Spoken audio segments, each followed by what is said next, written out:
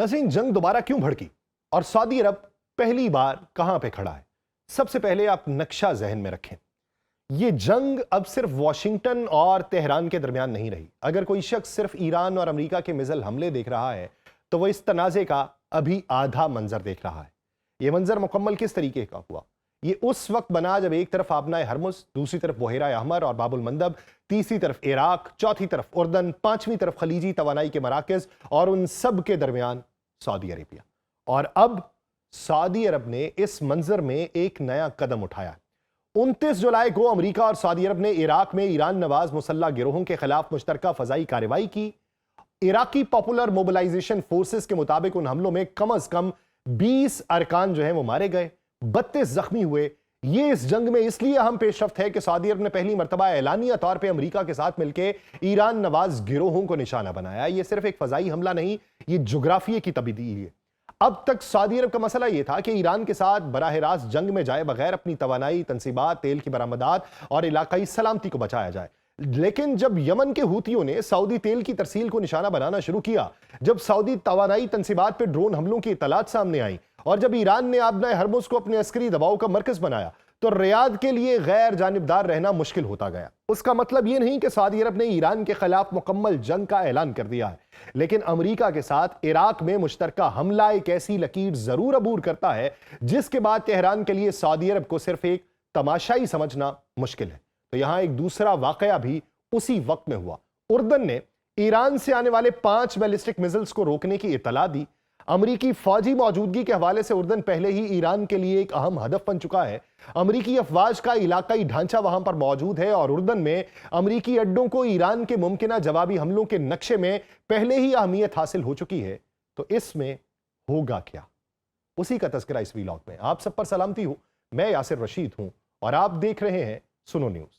नाज़रीन, एक लम्हे को पीछे हटें, अपने सामने एक नक्शा फैलाएं और उस नक्शे को बगौर देखें और उस एरिया को जिसकी मंजरकशी होने वाली है।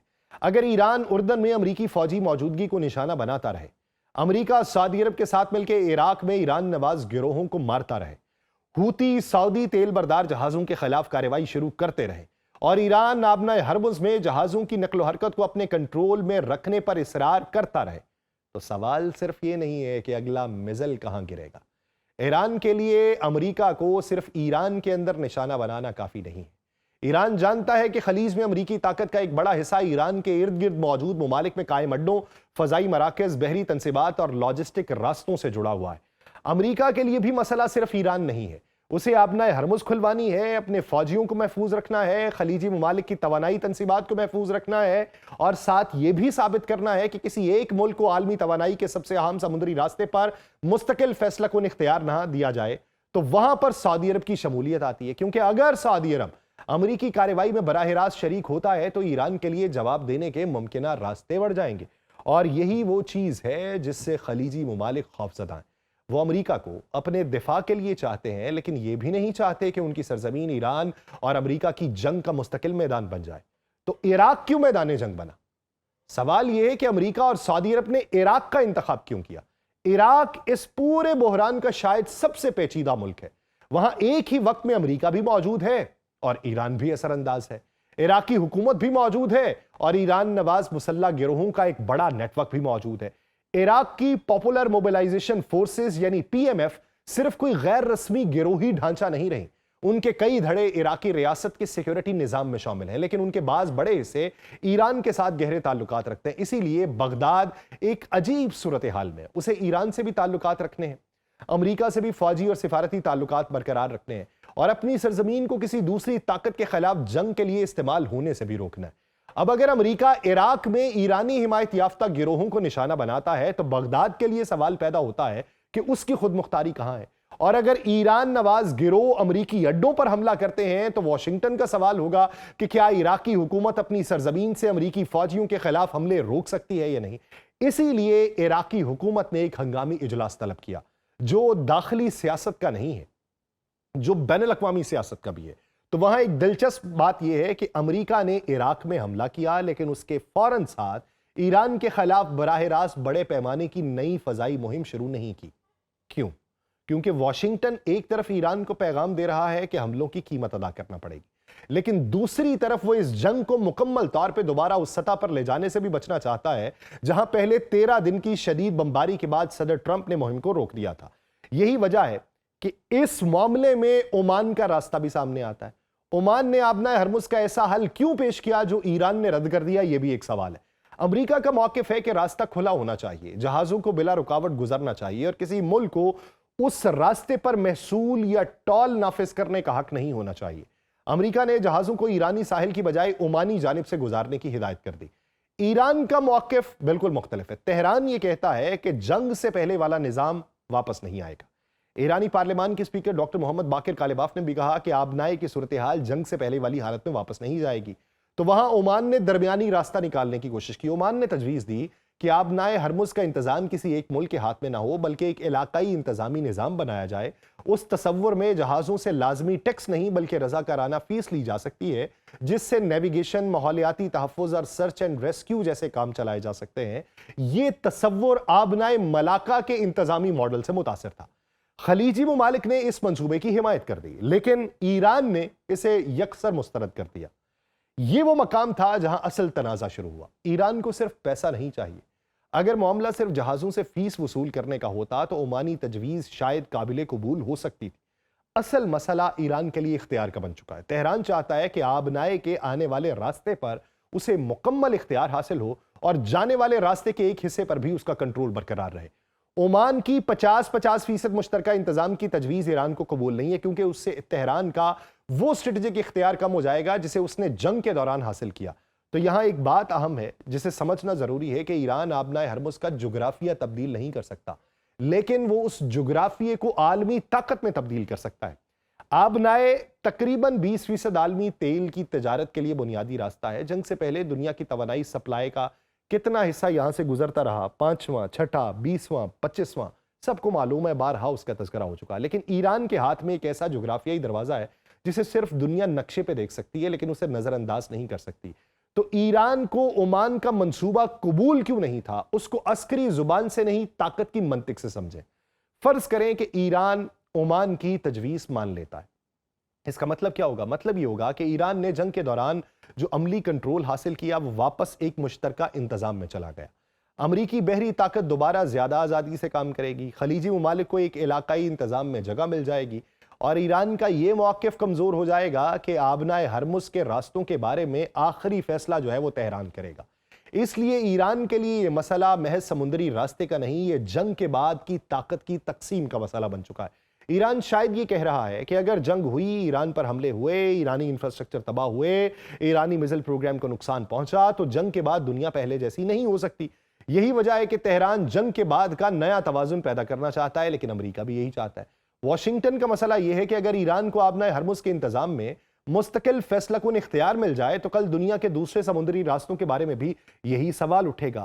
اس لیے یہ صرف ایران اور امریکہ کی لڑائی نہیں، یہ عالمی سمندری تجارت کے اصول کا مسئلہ بنتا جا رہا ہے۔ اسی کشمکش کے دوران ایران کی طرف سے یہ دعویٰ سامنے آیا کہ اس کی پاسداران انقلاب بحریہ نے آبنائے ہرمز سے گزرنے کی کوشش کرنے والے 3 ٹینکرز کو روکا کیونکہ وہ ایرانی طور پر غیر مجاز قرار دیے گئے راستے سے گزر رہے تھے۔ تو یہاں پر پھر 2 مختلف تصورات سامنے آتے ہیں۔ امریکہ کہتا ہے جہازوں کو آزادانہ طور پہ گزرنے کا حق ہونا چاہیے، ایران کہتا ہے امریکی فوج کی نگرانی میں مخصوص راستے سے گزرنے کا مطلب ایرانی سیکیورٹی اور اس کے اختیار کو چیلنج کرنا ہے۔ تو یہ تنازع جنگ کا اگلا بڑا خطرہ ہے، کیونکہ معاملہ اب صرف میزائل کا نہیں، ایک تجارتی جہاز کا راستہ بھی فوجی تنازع ہے، اور یہ بہت خطرناک تبدیلی ہے۔ ایک میزائل حملے کو فوجی حملہ کہا جا سکتا ہے، لیکن جب ایک ملک تجارتی جہاز کو روکے، دوسرا ملک اس جہاز کے راستے کو محفوظ بنانے کے لیے بحریہ بھیجے، پھر تیسرا ملک اس بحریہ کو اپنے خلاف مداخلت قرار دے، تو ایک معمولی بحری واقعہ چند گھنٹوں میں جنگی بحران بنے گا۔ یہی وجہ ہے کہ ہرمز کے بحران میں ہر جہاز اب صرف جہاز نہیں ہے، یہ ایک پولیٹیکل میسج ہے جو اس وقت کنوے کیا جا رہا ہے، اور اسی مقام پر یمن کے ہوتی ایک الگ محاذ کھول دیتے ہیں۔ سعودی عرب اگر ہرمز سے بچنے کے لیے اپنی تیل کی برآمدات بحیرہ احمر کی طرف منتقل کرے تو ایران کے دباؤ کا ایک حصہ کم ہوتا ہے۔ تو سعودی عرب کے پاس پہلے ہی مشرق سے مغرب تک تیل پہنچانے کا متبادل نظام موجود تھا، یعنی اگر ہرمز میں خلل ہو تو سعودی عرب کچھ تیل بحیرہ احمر کی بندرگاہوں تک پہنچاتا ہے، لیکن پھر یمن کے ہوتی بحیرہ حمر میں سعودی تیل بردار جہازوں کو روکنا شروع کر دیتے ہیں، تو وہ متبادل راستہ بھی سعودی عرب کا خطرے میں پڑ جاتا ہے۔ تو یہ وہ نقطہ تھا جس پر موجودہ جنگ کی پوری جغرافیائی تصویر بدلی۔ ہرمز ایران کے ہاتھ دباؤ میں تھا، باب المندب ہوتیوں کے ہاتھ میں دباؤ میں تھا، اور دونوں کے درمیان خلیج کے عرب ممالک موجود تھے۔ یہ وجہ تھی کہ ہوتیوں کی کارروائی کو صرف یمن اور سعودی عرب کے درمیان مسئلہ نہیں سمجھا گیا، یہ عالمی تجارت کے دو دروازوں کو ایک ہی جنگ میں دباؤ کے نیچے لانے کی صورتحال قرار دی گئی۔ تب امریکی پالیسی سازوں کے سامنے اصل مشکل یہ نہیں تھی کہ ایران کو کیسے سزا دینی ہے، ان کو مشکل یہ تھی کہ ایران کو کتنا دبا دیا جائے کہ وہ پیچھے ہٹے، لیکن اتنا نہیں کہ وہ مزید محاذ کھول دے، کیونکہ ایران کے پاس صرف ایک راستہ نہیں، ایران براہ راست امریکی اڈوں کو نشانہ بناتا تھا۔ عراق میں ایران نواز گروہوں کے ذریعے دباؤ بڑھ سکتا تھا، یمن میں ہوتی سعودی مفادات کو نشانہ بنا رہے تھے، اور آبنائے ہرمز میں تجارتی جہازوں کے لیے خطرہ بڑھ رہا تھا۔ خلیجی توانائی کے ڈھانچے پر حملے عالمی مارکیٹ کو متاثر کر چکے تھے۔ اس کے مقابلے میں امریکہ کے پاس بھی متعدد آپشنز تھے، وہ ایران کے اندر میزائل، ڈرون، ریڈار اور کمانڈ مرکز کو دوبارہ نشانہ بناتا، یا پھر عراق میں ایران نواز گروہوں کو نشانہ بناتا، خلیجی ممالک کے دفاع کو مزید مضبوط کرتا، بحری راستے کھولنے کے لیے مزید فوجی اثاثے بھیجتا۔ لیکن ہر آپشن کی ایک قیمت تھی۔ اگر امریکہ ایران کے اندر دوبارہ بڑی فضائی کارروائی شروع کرتا تو ایران کے لیے جواب نہ دینا سیاسی طور پہ مشکل ہوتا۔ اگر ایران دوبارہ امریکی اڈوں پہ بڑے حملے کرتا تو واشنگٹن کے لیے محدود جواب دینا مشکل ہوتا۔ اگر سعودی عرب دوبارہ امریکی حملوں میں کھل کر شریک ہوتا تو ایران کے لیے سعودی عرب کو جنگ سے باہر رکھنا مشکل ہو جاتا۔ اور اگر ہوتی سعودی تیل کی برآمدات کو بڑے پیمانے پر متاثر کرتے رہتے تو ریاض بھی زیادہ سخت عسکری رد عمل دیتا، تو ریاض نے وہ دیا۔ یوں ہر محاذ دوسرے محاذ کو جنم دے رہا ہے۔ اب اس پورے معاملے میں میزلز کو بھی دیکھیں، یہ جنگ آخر جیتا کون، یا کون جیت جائے گا؟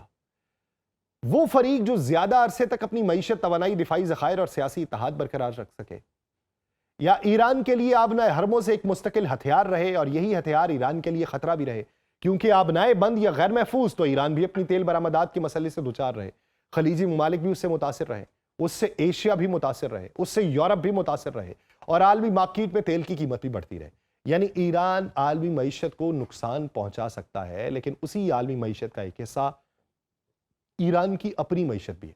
یہی وجہ ہے کہ ہرمز کے بحران کا حل صرف فوجی نہیں۔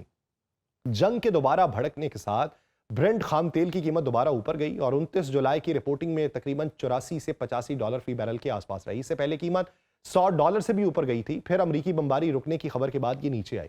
یہ صرف تیل کی قیمت نہیں ہے، اس کے ساتھ جہازوں کی انشورنس مہنگی ہوتی ہے، بحری کمپنیز کے اخراجات بڑھتے چلے جاتے ہیں، متبادل راستوں پر جہاز زیادہ وقت لیتے ہیں، یورپ اور ایشیا کے درمیان سامان کی ترسیل مہنگی ہوتی ہے، اور پھر اس کا اثر پیٹرول، ڈیزل، بجلی، صنعتی پیداوار اور خوراک تک پہنچتا ہے۔ اس لیے ہرمز میں کھڑا ایک ٹینکر ہزاروں کلومیٹر دور کسی ملک کے صارف کو متاثر کر سکتا ہے۔ تو سب سے اہم سوال یہ کہ اگر عمانی منصوبہ ناکام ہوا تو پھر آگے کیا ہوگا؟ اس وقت ایران نے اسے تقریباً مسترد کر دیا ہے، اور تہران کا کہنا ہے کہ 50% مشترکہ انتظام اس کے مفاد میں نہیں۔ دوسری طرف عمان اور خلیجی ممالک کا مقصد ایسا نظام ہے جس میں ہرمز کسی ایک طاقت کے اختیار میں نہ رہے، اور یہی وہ صورتحال ہے جسے 3 ممکنہ راستے جو ہیں وہ نکلتے ہوئے دکھائی دیتے ہیں۔ پہلا راستہ مذاکرات کا، کسی نہ کسی شکل میں ایران کو اس بات پہ آمادہ کر لیں کہ جہازوں کو گزرنے دیا جائے، اس کے بدلے میں کوئی علاقائی انتظام یا سیکیورٹی فریم ورک بنے۔ دوسرا، محدود فوجی تصادم، امریکہ اور اتحادی بحری جہازوں کی حفاظت کے لیے مزید فوجی طاقت استعمال کرتے رہے، ایران محدود حملے کرتے رہے، پھر مذاکرات کے ایک نئے دور کا آغاز ہو۔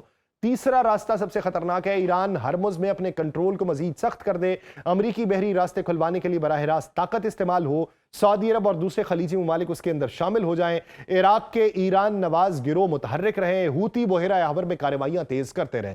پھر یہ ایران امریکہ جنگ رہنی نہیں، یہ پورے مشرق وسطیٰ کی سمندری اور توانائی کی جنگ بن جانی ہے، اور اس کا انجام کیا ہونا ہے کسی کو معلوم نہیں۔ تو اس پورے بحران کو سمجھنے کے لیے ایک بات ذہن میں رکھیں کہ امریکہ ایران سے صرف یہ نہیں کہہ رہا کہ میزائل چلانا بند کرو، ایران امریکہ سے صرف یہ نہیں کہہ رہا کہ بمباری بند کرو۔ دونوں کے درمیان اصل تنازع اب جنگ کے بعد کی طاقت کی تقسیم ہے۔ امریکہ چاہتا ہے کہ ہرمز دوبارہ ایسا سمندری راستہ بنے جس پر کسی ایک ملک کا فیصلہ کن اختیار ہو۔ ایران کہتا ہے کہ جنگ نے پرانا نظام ختم کر دیا اور ہرمز کے بارے میں نیا انتظام ایران کی طاقت اور علاقائی حقیقت کو تسلیم کیے بغیر نہیں ہو سکتا۔ ओमान इस दोनों के दरमियान एक ऐसा रास्ता निकालना चाहता है जिसमें जहाज भी गुजरे, तजारत भी बहाल हो और किसी एक ताकत को मुकम्मल इख्तियार भी ना मिले। लेकिन तेहरान ने अभी ये रास्ता मुस्तरद कर दिया है। इसीलिए आज की खबर का सबसे बड़ा जुमला अमेरिका और सऊदी अरब का इराक पर हमला नहीं, सबसे बड़ा जुमला यह है कि जंग का मैदान अब सिर्फ जमीन पर नहीं, समुंदर के रास्तों पर तय हो रहा है। ईरान हरमुज को अपने दबाव का मरकज बना रहा है, हूती बाबुल मंदब को दबाव का मरकज बना रहे हैं। और अभी ये जो हमला इराक के ऊपर सऊदी अरब और अमेरिका ने किया है, सऊदी अरब ने इससे पहले उसी ये पॉपुलर जो मूवमेंट है इसके ऊपर ये इल्जाम लगाया था कि ये हूतियों को असलहा फराहम कर रहे हैं। और हूतियों को जो असलहा फराहम किया जा रहा है इसके पसे पर्दा ईरान मौजूद है। और ईरान ने ये तमाम तर असलहा जो है वो उस गिरोह तक पहुंचाया और उसने आगे हूतियों को ये मुंतकिल कर दिया। अब जो MOU साइन हुआ था तो उसकी बुनियादी शिक ये थी कि लबनान का महाज बंद किया जाए, क्योंकि वो एलाइज हैं ईरान के, तो वो MOU वहीं पर ही है। अब इन दो ताकतों ने जो हमला ईरानी नवाज गिरोह के ऊपर किया है वो उस MOU का हिस्सा ही नहीं था। तो यूं जवाबी तौर पे ईरान जो रिटेलिएट कर रहा है उस पर अमेरिका ये कहेगा कि हमने जो वक्फा पैदा किया था उसका इनकार या उससे सरफे नजर या उसकी तरदीद या उसकी बगावत जो है वो ईरान की जानिब से की गई। तो यूं ईरान को एक टाइट पोजीशन या एक टाइट पॉकेट के अंदर लाया गया। अगर ईरान को आबनाई के इंतजाम में मुस्तकिल इख्तियार मिल जाए तो दुनिया में एक नया सवाल है कि क्या किसी जंग के बाद कोई ताकत आलमी तजारत के एक बड़े समुद्री दरवाजे पर मुस्तकिल सियासी इख्तियार हासिल कर सकती है। और अगर अमेरिका ताकत के जरिए हरमुज खुलवा ले तो दूसरा सवाल ये कि क्या उसके लिए जंग दोबारा ईरान के अंदर इस सतह तक ले जाना पड़ेगी जहां मुज़ाकरात का दरवाजा मुकम्मल तौर पर बंद हो। अभी मुज़ाकरात भी करने हैं और प्रेशर टैक्टिक भी इस्तेमाल करना है। तो इसी दरमियान में सऊदी अरब के लिए सवाल ये कि वो अमरीकी जंगी इत्तेहाद का कितना हिस्सा बने। इराक के लिए सवाल ये कि वो ईरान और अमरीका के दरमियान जंग का मैदान बनने से कैसे बचे। उर्दन के लिए सवाल ये कि वो अमरीकी फौजी मौजूदगी के बायस ईरान के मिज़िल नक्शे में कहां पर खड़ा है। और ईरान के लिए सवाल ये कि आबनाए हरमुज का कंट्रोल उसे जंग जीतने की ताकत देगा, या यही कंट्रोल उसे दुनिया के साथ एक तवील मुआशी और अस्करी महाज में फंसा देगा। तो आज की पूरी सूरत हाल उसी एक सवाल के गिर्द घूम रही है और उसका जवाब किसी एक मिज़ल, किसी एक फजाई हमले या किसी एक मुज़ाकराती इजलास से नहीं निकलेगा। जवाब इस बात से निकलेगा कि कौन पहले यह समझता है कि जंग में जुग्राफिया हासिल करना आसान है, लेकिन उस जुग्राफिया को सियासी ताकत में तब्दील करना कहीं ज्यादा मुश्किल है। मुझे दीजिए इजाजत, अल्लाह ने के बाद।